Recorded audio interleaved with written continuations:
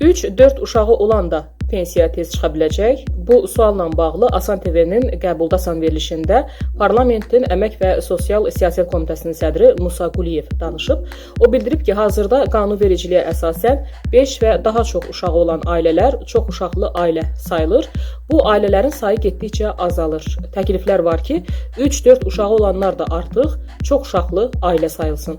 Bu model dəyişərsə, çox uşaqlı ana anlayışı da dəyişəcək. 3-4 uşağı olanlar da vaxtından əvvəl pensiyaya çıxa biləcəklər. Amma bütün bunlar sadəcə müzakirə səviyyəsindədir.